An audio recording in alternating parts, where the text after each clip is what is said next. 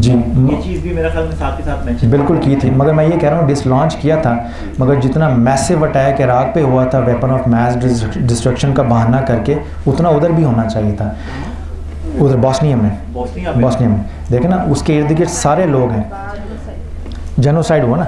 अभी मैं तो आपको कुछ मूवीज़ भी दिखा दूंगा। ये अच्छी बात है कि उन्होंने हम सपोर्ट की, मगर देखें ना, दो भाइयों की मिसाल है, दोनों दुकान पे काम करते हैं, मुलाजम है, एक ने थप्पड़ मारा, दूसरे ने प्यार किया, ठीक है ना।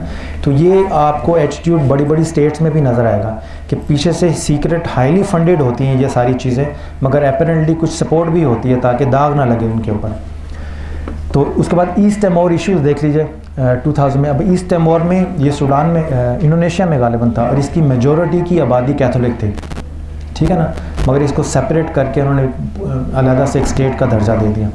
यानी जहाँ पे इनके क्रिश्चियंस इंटरेस्ट हैं वो बहुत ज़्यादा एक्टिवली काम करते हैं, और जहाँ पे इनके नॉन क्रिश्चियन इंटरेस्ट होंगे वो वहाँ बहुत ज़्यादा लेजीनेस का मुजाहरा करेंगे।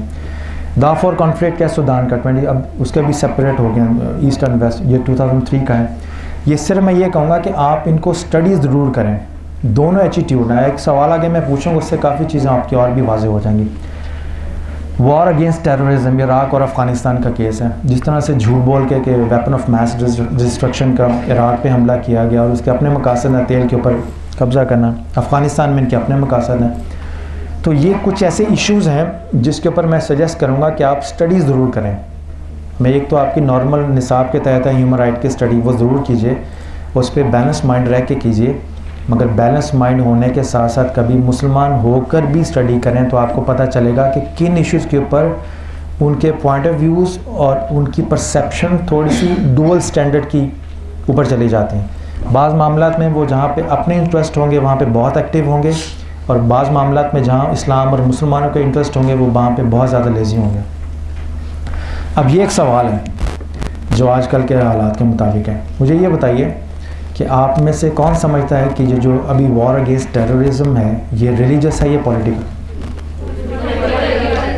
पॉलिटिकल है। रिलीजियस कौन कौन समझता है? हाथ खड़ा करें। कोई नहीं समझता? सारे जी, 1 2 3 4। और जो पॉलिटिकल समझते हैं? ओके। मेरी ये दावत है, जो समझते हैं ये पॉलिटिकल है, मेरी उनसे दावत है कि रिचर्ड क्लार्क की बुक है वॉर ऑन टेरर भी है, टोनी ब्लेयर की जो अभी ऑटोबायोग्राफी है वो है, उसके अलावा इसका एक ह्यूज है मैडलिन ऑलब्राइट की किताब है माइटी एंड द ऑलमाइटी, वो पढ़िए। बिल क्लिंटन की बुक है वो पढ़िए। गॉड्स एंड गन्स, ये बुक ज़रूर पढ़िएगा। अब ये किताबें ऐसे, अगर सेपरेट कभी मौका हुआ तो मैं आपको डिटेल में सारी थ्योरी बता दूंगा। मेरा एनालिसिस ये है, मैंने 8 साल बुश के ऑब्ज़र्व किए हैं और इस पे आर्टिकल भी लिखा है जो अभी तक पब्लिश नहीं किया मैंने। मेरा एनालिसिस ये है कि वॉर ऑन टेरर ये entirely from A to Z ये सारी की सारी रिलीजियस है, पॉलिटिकल नहीं है। उसकी वजह मैं आपको बता देता हूँ। आपको पॉलिटिकल लगती क्यों है? नंबर 1 बात, पॉलिटिकल आपको इसलिए लगती है कि जब भी इस जंग के ऊपर बात करेंगे तो उनकी लैंग्वेज पॉलिटिकल होगी मगर इंटेंशंस रिलीजियस हैं। इसलिए मैं कहता हूँ एक स्टडी वो है एकेडमिक लेवल पे जो एपरेंट हैं, जो आप अपनी किताबों में पढ़ते हैं, जो बुक शॉप से मिल जाएंगी, वो बात वही कर रहे हैं मगर लैंग्वेज उसकी पॉलिटिकल है। बिल्कुल उसी तरह कि ह्यूमन राइट पे काम करने वाला जो सेकुलर माइंडसेट का आदमी है, जब वो कोई इस्लामी किताब ह्यूमन राइट पे देखेगा तो उसको नफ़रत बेजारी महसूस होगी। क्यों? वो टर्मिनोलॉजी का आदी नहीं है, उसको इस्लामिक टर्मिनोलॉजी से नफ़रत है। अगर वो इस्लामिक टर्मिनोलॉजी से निकल कर थोड़ा सा आगे जाए तो उसको ये पता चलेगा कि जो बात मॉडर्न ह्यूमन राइट एक्टिविस्ट कह रहे हैं वही कुरान और सुन्नत ने कही है। तो टर्मिनोलॉजी के साथ बेजार होने की वजह से वो समझता है कि इस्लाम ने शायद किसी और ह्यूमन राइट की बात की है। एग्जैक्टली जब आप वॉर ऑन टेरर पे जाएंगे अमेरिका की, तो आप वो किताबें क्यों नहीं पढ़ती जो वहाँ अमेरिका में मिलती हैं, यहाँ नहीं आती। मैं जब अमेरिका गया था तो मैंने स्पेशल वीडियोस लिए, मैंने स्पेशल वहाँ से बुक्स कलेक्ट की। यानी मैं स्पेशली न्यूयॉर्क में था तो मैं स्पेशली टेक्सास गया बुक्स को लेने के लिए, और बेशुमार ऐसी किताबें हैं जो पाकिस्तान वैसे भी आने नहीं देते ताकि खुदा न खास्ता यहाँ पे भी वो अवेयरनेस प्रमोट ना हो जाए। यहाँ सिर्फ ये बताया जाएगा कि ये पॉलिटिकल वॉर्स हैं, वेयर एज आई थिंक कि these are not political wars, these are purely fundamentally religious wars हैं। इसमें आपके बुश के इंटरव्यूज़ आप देख सकते हैं यूट्यूब पे, बिल क्लिंटन के इंटरव्यूज़ देख सकते हैं आप यूट्यूब के ऊपर, और बेशुमार ऐसी चीज़ें हैं। सिर्फ मैं रेफरेंस के लिए एक छोटी सी चीज़ लेके आया हूँ आपके पास, ताकि आपको थोड़ी सी मोटिवेशन दूँ। आपके पास ऑप्शन है कि मेरी इस पूरी बात को रिजेक्ट कर दें, मगर देख लेने में हरज भी कोई नहीं, ठीक है ना। तो ये चीज़ें मैं चॉइस के तौर पे दे रहा हूँ कि आप इधर भी नज़र दौड़ाएं, शायद आपको इधर कोई ऐसी चीज़ मिल जाए जो पहले से नज़र से ना गुजरी हो, और हो सकता है आप अपना नुक्ता नज़र भी बदल दें। आप में से कितने लोगों को पता है कि जो इराक़ में और अफ़गानिस्तान में वेपन सप्लाई हो रहे हैं उसके ऊपर बाइबल मुक़द्दस की आयत लिखी हुई है? किसी पॉलिटिकल जंग में होता है? अगर तालिबान से कोई असला पकड़ा जाए और उस पर कुरान पाक की आयत लिखी हो तो हम वो क्या कहेंगे कि ये इस्लाम की जंग है, ये जहादियों की जंग है। तो अगर वो अपनी बाइबल मुक़द्दस की आयत अपने राइफ़ल्स के ऊपर और अपनी कलाशनस्कोव के ऊपर लिखें तो उसका क्या मतलब होगा? ख़ुद उनके अपने लोग कहते हैं कि ये रिलीजियस वॉर है। उसकी बेशुमार आगे डिटेल भी है, डिस्कशन भी है। सिर्फ मैं आपको एक न्यूज़ क्लिप दिखाना चाहूँगा जिससे आपको पता चल जाएगा कि एक मामले का एक पहलू ये भी है, एक रुख ये भी है।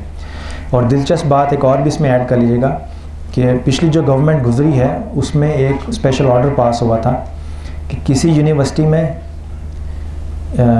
इस मौजू के ऊपर थीसिस को नहीं लिखा जाएगा। और जहाँ तक मेरा अपना नुक्ता नज़र है, मैं बड़े कम इल्म वाला आदमी हूँ, जहाँ तक मेरी अपनी रिसर्च है, जिन जिन यूनिवर्सिटीज़ में सबसे ज़्यादा इस्लाम की हमायत होती है उन यूनिवर्सिटीज़ में सबसे ज़्यादा बैन है कि आपने अमेरिका की ये वॉर ऑन टेरर के ऊपर कोई थीसिस नहीं लिखना।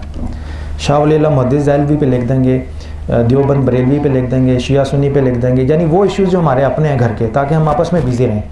और इंटरनेशनल जो प्लान है वो किसी को एक्सपोज ना हो, वो ना पता हो हमारी यंग जनरेशन को। तो आप इस हवाले से भी देख लीजिएगा। मैं सिर्फ आपको एक छोटा सा क्लिप दिखाऊंगा।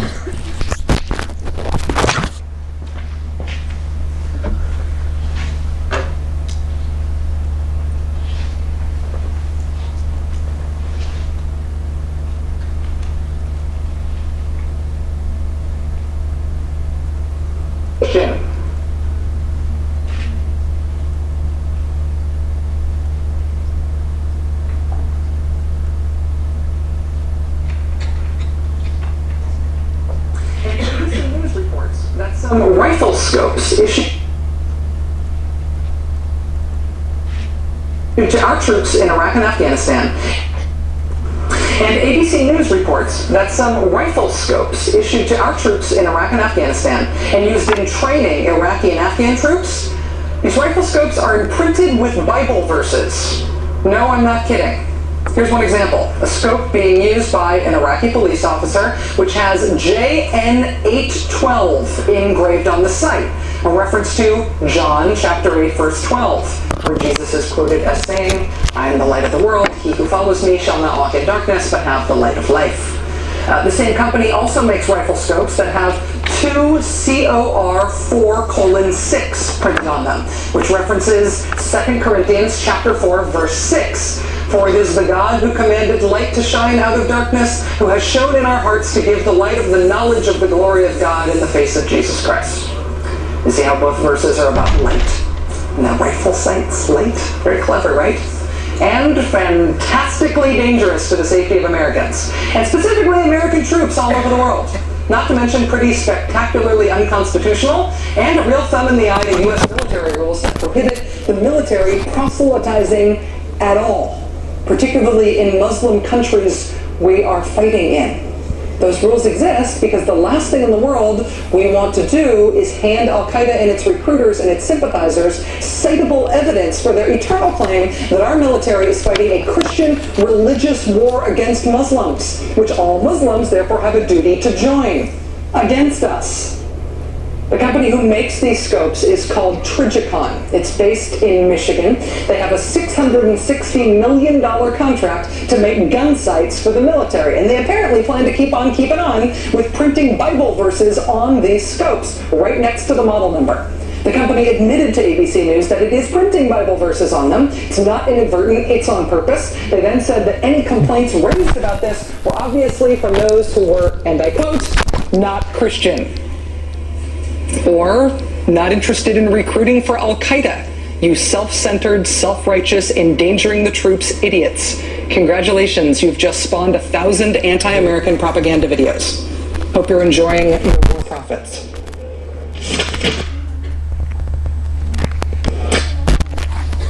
इसका देखिए नहीं, ये ऑफ हो गया।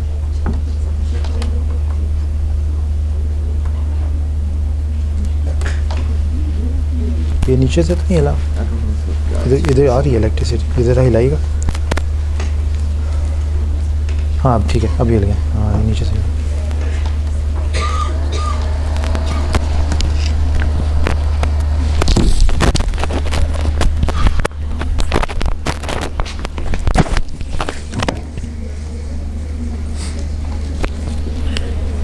ये ऑन हो जाए तो फिर आपको 2-3 स्लाइड्स बस और दिखानी है, उसके बाद मेरा सेशन ऑफ हो जाएगा डिस्कशन, उसके बाद कोई क्वेश्चन आंसर्स हो।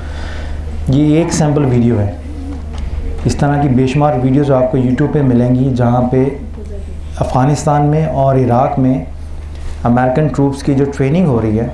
आपको याद होगा एक वाक़या, एक पागल अफ़गानी था जिसने इस्लाम छोड़ के ईसाईयत कबूल कर ली थी अफ़गानिस्तान में, और उसको जॉर्ज बुश ने ऑफिशियल प्रोटोकॉल दे के बड़ा हाईलाइट किया था कि हमारी बड़ी कामयाबी है कि हमने एक मुसलमान को ईसाई कर लिया।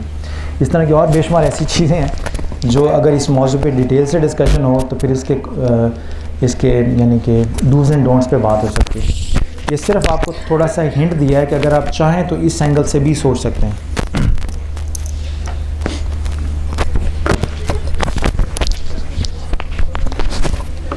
अब मैं आपको कुछ और चीज़ें रिकमेंड कर देता हूँ।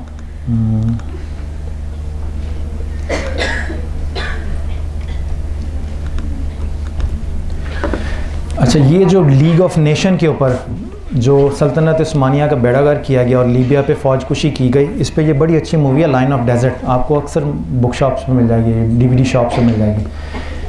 ये बनाने वाला वही है मुस्तफ़ा अहद जिसने मैसेज फ़िल्म बनाई थी, ठीक है, और ये बड़ी शानदार मूवी है, इसमें हिस्ट्री आप देखिएगा। और ये एंथनी क्विन ने इसका रोल प्ले किया है, और ये असल फ़ोटोग्राफ है जब इसको कब्ज़ा किया गया था और इसके ऊपर फिर इसको फांसी दे दी गई थी। फ्रीडम फाइटर था। इस फिल्म से भी आपको हिस्ट्री के काफ़ी वो इग्नोर्ड एरियाज़ मिल जाएंगे जो हमें पता होने चाहिए। बदकिस्मती से अब पाकिस्तान का जो निसाब है और बाकी आलम इस्लाम का हिसाब है वो एक ख़ास अंदाज से पढ़ाया जा रहा है जिसमें बड़े लॉयल वेस्ट के और वेस्टर्न आइडियोलॉजी के लॉयल लोग पैदा हों, या कम अज़ कम ऐसे लोग पैदा हों जो पिछली 200 साल हिस्ट्री से बिल्कुल नावाकिफ़ हों, ताकि आगे चल के उनके लिए मज़ीद इस हवाले से काम करना आसान हो जाए। इसके अलावा लॉरेंस ऑफ अरेबिया देख लें, सल्तनत उस्मानिया का जो बेड़ागर्क किया गया और वो किस तरह से किया गया, इसको देख लीजिएगा। O Jerusalem, it's a very good movie, और ये सिर्फ पूरी दुनिया में 3 मुल्कों में रिलीज़ हुई है, या 4 मुल्कों में, फ्रांस में, बरतानिया में, अमेरिका में और इसराइल में। इसके अलावा ये कहीं से मिलेगी भी नहीं आपको।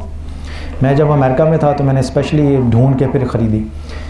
ये 2 दोस्त, ये लिखने वाले यहूदी हैं, नावल था बेसिकली, और ये 2 दोस्त हैं, एक मुसलमान और एक यहूदी, दोनों जेरूशलम में रहते हैं, और इसमें सारा बताया गया है ट्रू इवेंट्स के ऊपर कि किस तरह से लीग ऑफ नेशन बनी मिस्र में और अरब कंट्रीज़ में, और जो यहूदी थे उस वक़्त के उनमें लड़ाई हुई, और जब लड़ाई सीज़ फायर हुआ तो बैतुल मुक़द्दस किस तरह यहूदियों के पास चला गया। और इस फिल्म में उन्होंने बताया कि सारे ड्रामे के पीछे सबसे ज़्यादा सपोर्ट उन्हें किंग ऑफ जॉर्डन से मिली थी, कि अगर उसकी सपोर्ट ना होती तो आज बैतुल मुक़द्दस यहूदियों के पास ना होता। इसी तरह ये बॉस्नियन वार के ऊपर है, बिहाइंड एनिमी लाइज, जैसे आपने कहा कि उन्होंने सपोर्ट भी किया, तो डेफिनेटली अमेरिकन से सपोर्ट किया था, मगर इस मूवी के अंदर आपको ये बता देंगे कि सपोर्ट के अलावा आपको क्या कुछ हुआ था। बाज़ का मूवीज़ एक ऐसा चैनल होता है जिससे बहुत ज़्यादा किताबें पढ़ने से बच जाता है और थोड़ा सा अंडरस्टैंडिंग होती है। और उसके अलावा हंटिंग पार्टी, ये ज़रूर देखिएगा, ये ट्रू स्टोरी है। हंटिंग पार्टी बेसिकली दोनों ट्रू स्टोरी के ऊपर बनी है। ये 2 जर्नलिस्ट थे जिन्होंने बॉस्निया में गवर्नमेंट के गेम प्लान को स्टडी किया और बाद में उन्होंने नावल लिखा, और उस नावल पे फिर हॉलीवुड ने ये मूवी बनाई है। इसमें आपको पता चल जाएगा कि सपोर्ट का जो नेशनल सतह पे इंटरनेशनली सपोर्ट थी उसका क्या मतलब था, और अंदरूनी खाना जो दूसरों को सपोर्ट किया गया बॉस्नियन स्टेट को ख़राब करने में, उसका क्या रोल था। ना इसी हवाले से जो हम जो ह्यूमन राइट मूवमेंट को स्टडी करेंगे या सोशल स्टडीज़ को स्टडी करेंगे तो उसमें हमें थोड़ा सा अपना निसाब भी देखना होगा। तो आपके ख़्याल में अगर हम अपने निसाब में कोई एक पर्सनालिटी डालें अपनी नौजवान नस्ल को बताने के लिए, तो हमारा हीरो कौन होना चाहिए? हज़रत सल्लल्लाहु अलैहि वसल्लम की ज़ात को, यानी मौजूदा हालात को मद्देनज़र रखते हुए कौन होना चाहिए हमारा national hero? Osama bin Laden. एक तो ये है नवाज शरीफ, और इमरान खान, और जी कौन होना चाहिए हमारा? जी अहमदी निजात को होना चाहिए। पर्सनालिटी से निकलना चाहिए और अभी हम कह रहे हैं हमारा हीरो होना चाहिए। चलिए मैं आपको बताता हूँ, ये बुक है टेक्स्ट बुक इंग्लिश की 11वीं जमात की, ये छपी थी और इसमें एक बड़ी अच्छी पॉइंट थी हीरो के नाम से। मैं आपको दिखाता हूँ इसमें हमारा नेशनल हीरो कौन है।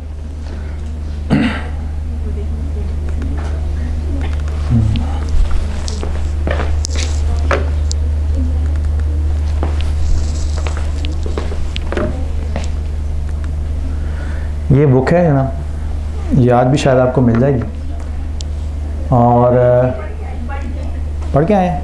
अच्छा माशाल्लाह, ठीक है जी। गॉर्डन कॉलेज रावलपिंडी के हैं एडिटर्स, हमदानी साहब है principal, federal college of education Islamabad के, इन्होंने ये कंपाइल किया बेसिकली।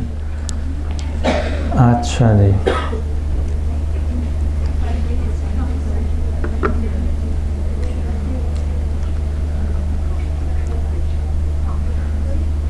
अच्छा लीडर के नाम से एक छोटी सी पोएम है, पढ़ी है किसी ने?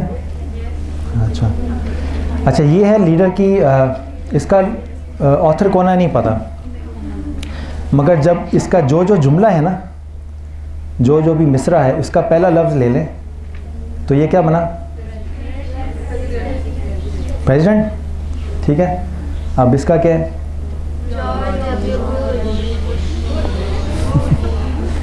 अब आपको समझ आई? ये हमारे निसाब में शामिल है। तो इस तरह की बहरहाल यह है कि मकसद यह है कि अहले इल्म बनने के लिए कभी कभी निसाब से भी बचना पड़ता है, ठीक है।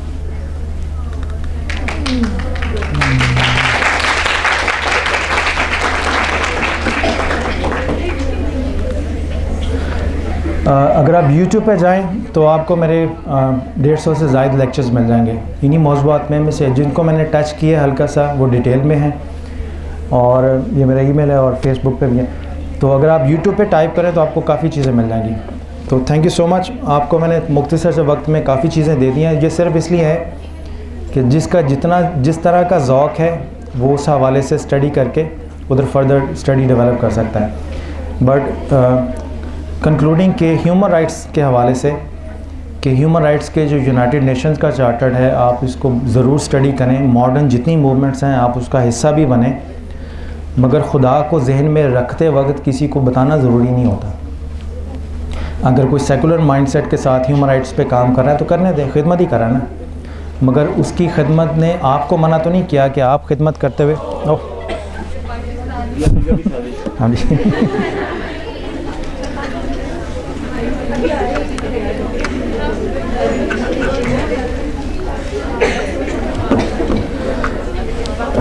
अच्छा ठीक है। मैं जब अमेरिका गया था तो मैंने देखा कि वहाँ के लोग उतने ही मासूम हैं जितने आप। बस ये बड़े बड़े गेम प्लान होते हैं गवर्नमेंट के। मैं ये नहीं कह रहा कि आप अमेरिका के ख़िलाफ़ कोई पॉइंट भी डेवलप करें या बरतानिया किसी के अगेंस्ट मत डेवलप करें, मगर बाखबर तो ज़रूर हों।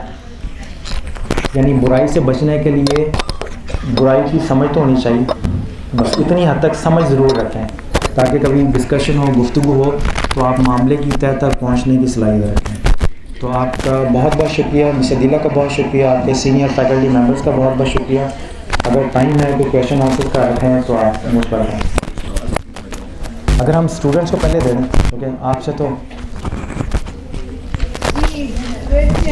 सवाल ज़रा आसान कीजिएगा।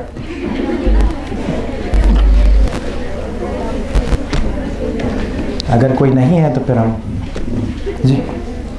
मैं सिर्फ एक बात पूछनी है कि जब भी हम किसी भी ह्यूमन राइट्स की बात करते हैं या रिलीजन की बात करते हैं, हम हमेशा शुरू करने से पहले औरतों को क्रिटिसाइज करते हैं और फिर अपनी बात शुरू करते हैं। और आपने भी ऐसे किया। मसलन आपने कहा, शुरू की बात आपने कहा ह्यूमन राइट्स मूवमेंट की लिबरल एक्सट्रीमिज्म की एग्जांपल्स दे रहे हैं, वुमेन की एग्जांपल दे रहे हैं कि इनके यहाँ जो ये औरतें हैं ये अपने घरों को देखती हैं, ज़्यादा डाइवोर्सेस हैं, ठीक है जी।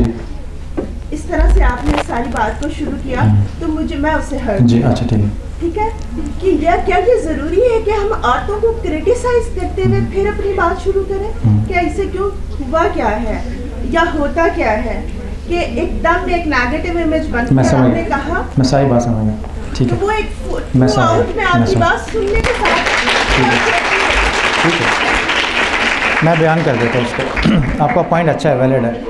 अब इसका जवाब भी सुन लें ज़रा। बाज़ का होता ही है कि कहने वाले के जहन में एक परसेप्शन होता है, ठीक है ना। अब वो ज़रूरी नहीं कि सुनने वाले के जहन में भी हो।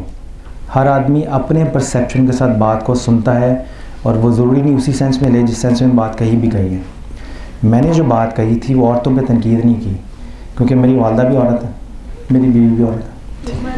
ह्यूमन राइट्स के रेफरेंस से, अब ह्यूमन राइट्स के रेफरेंस से बात मैं ये कर रहा हूँ कि मैं सबकी बात नहीं कर रहा। जब मैंने ये जुमला बोला था तो मैंने कहा था अच्छी औरतें भी हैं, अच्छे काम करने वाले भी हैं, बट तलाक हो जाना एक ट्रेजेडी है। तलाक याफ्ता होने पे फ़ख्र करना ये ख़राबी है, दोनों में फ़र्क है। तलाक हो जाना ट्रेजेडी है, हमदर्दी है। इंसान खाना खाता है, लुकमे में पत्थर आ जाता है, कोई मसला नहीं है। पत्थर खाने का शौक़ रखना ख़राबी है, ठीक है ना। तो ये एटीट्यूड रखना कि मैं अगर तलाक हो भी गया तो मुझे इस पर फ़ख्र है, मैं बाकियों को भी यही सजेस्ट करूँगी, ये ख़राब है, नंबर एक बात। दूसरी बात है कि ह्यूमन राइट्स की कोई भी मूवमेंट हो औरतों को साथ लिए बगैर नहीं चलती। मैं आपको एक हदीस बताता हूँ, आप में से अक्सर ने नहीं सुनी होगी, क्योंकि मैंने जहाँ भी सुनाई है लोग हैरान ही हुए हैं। अक्लमंद आदमी की पहचान हज़रत सल्लल्लाहु अलैहि वसल्लम ने बयान फरमाई, जो इमाम मौलाना जलालुद्दीन सयूती ने इमाम मौलाना रूमी ने मसनवी में बयान की है। वो कहते हैं कि जाहिल आदमी की पहचान ये होगी कि वो अपनी घरवाली पे गालिब होगा, और अक्लमंद आदमी की पहचान होगी कि उस पर उसकी घरवाली हावी होगी। क्यों? कि अक्लमंद आदमी अपनी बीवी को एज अ पार्टनर लेकर चलेगा, और अक्सर मामलात में औरत का मशवरा, औरत की रहनुमाई बेहतर होती है, तो वह एज अ पार्टनर लेकर चलेंगे और अक्सर मामलात में उसकी औरत के मशवरों पर अमल करेगा। ये जाहिल आदमी की अलामत होती है कि अपनी जिन्स की बुनियाद पर अपने आप को औरत पर फौकियत दे। मर्दानगी का जो कॉन्सेप्ट है कुरान पाक में, वहाँ पे औरतों का जिक्र करते हुए, अब आयत मेरे ज़हन में नहीं है मगर ये कुरान पाक में है कि मर्दानगी को डिफ़ाइन किया है अल्लाह ताला ने कि वो जो चलते फिरते खुदा को जहन में रखे, वो मर्द है। मर्दानगी पूरे एंटायर कुरान पाक में जिन्स से डिफ़ाइन नहीं हुई। अगर कोई औरत अपने अमाल में हक यानी ह्यूमन राइट्स के ऊपर भी काम करते हुए खुदा को जहन में रखती है, तो वो उस मर्द से बेहतर है जो सेकुलर माइंडसेट के साथ ह्यूमन राइट्स पे काम कर रहा है।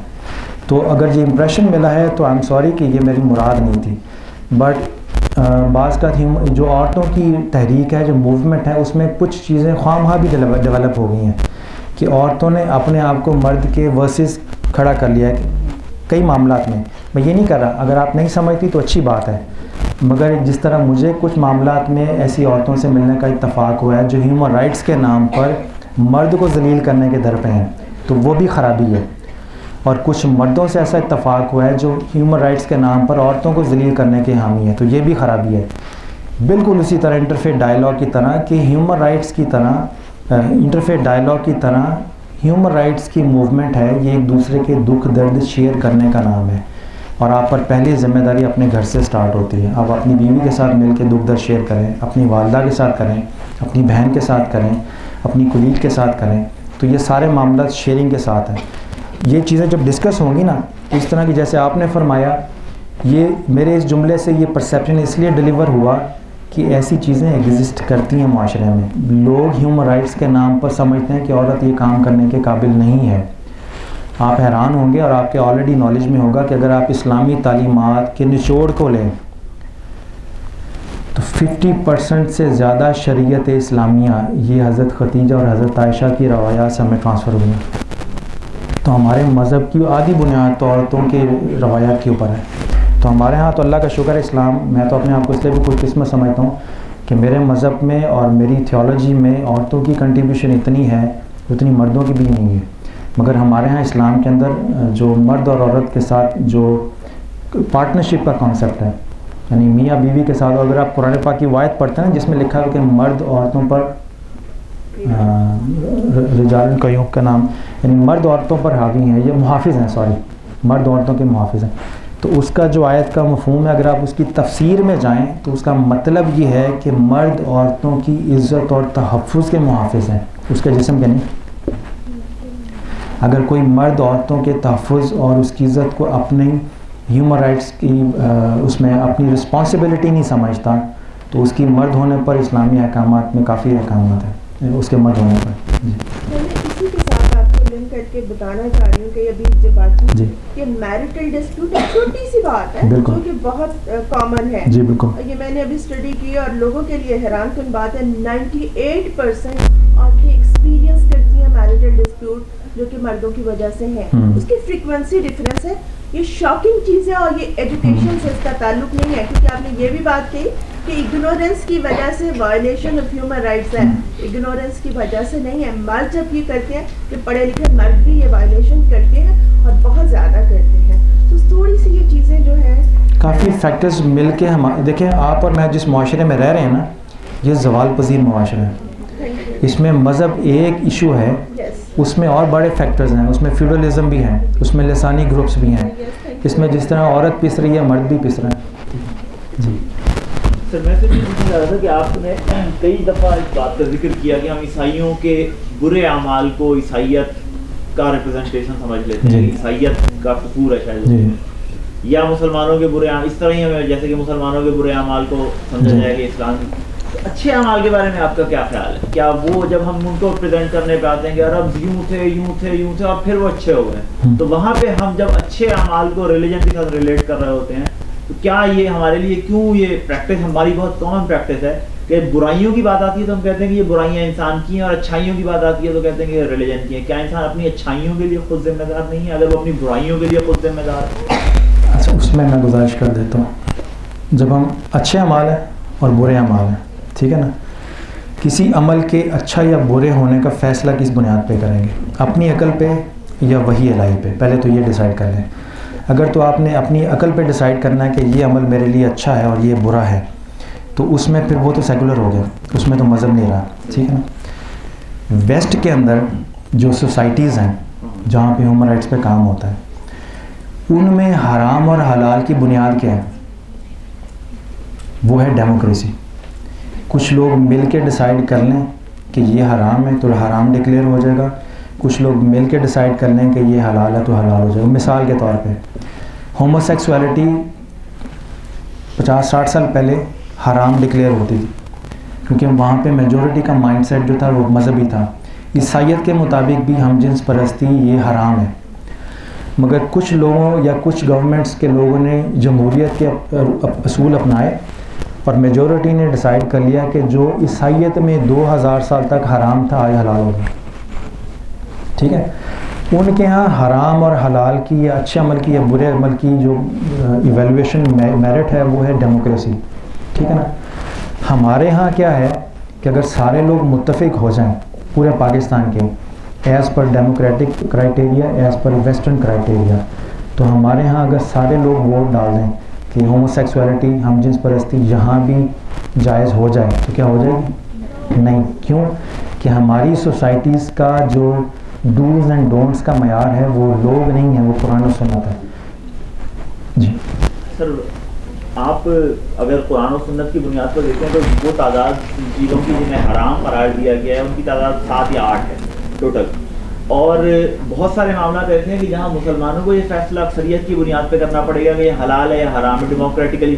For example cloning. नहीं, मैं गुजारिश करता हूँ वो पे डिबेट। जी, क्लोनिंग के बारे में वही नहीं आने वाली, हमारा बिलीव ये है। क्लोनिंग के बारे में अब मजीद कोई वही तो दस्तियाब हमें नहीं है, तकरीबन 14 साल पहले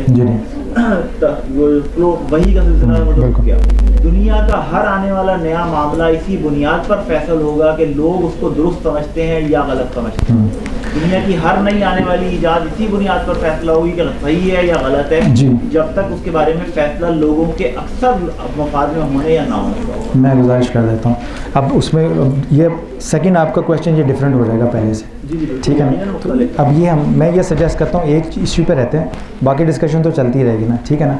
अब मैं आपको बता देता हूँ, ये बताना चाह रहा था कि आइंदा आने वाले वक्त में हलाल और हराम, गलत और सही का फैसला इंसानी अक्ल ही करेगी। नहीं करेगी, बिल्कुल करेगी। नहीं मैं उन 4 या 6 मैं गुजारिश वही ने हराम करार दे दिया, उसके अलावा आपके पास कोई तरीका नहीं है क्योंकि मैं वही गुजारिश करता हूँ ना, मैं वही गुजारिश कर रहा हूँ। इस्लाम के अंदर जब आप डिसाइड करते हैं कि अच्छा क्या है बुरा क्या है, ठीक है ना, तो कुरान और सुन्नत is the final authority. Sir मुझे क्लोनिंग के बारे में बताएं कि कुरान में कहाँ मौजूद है।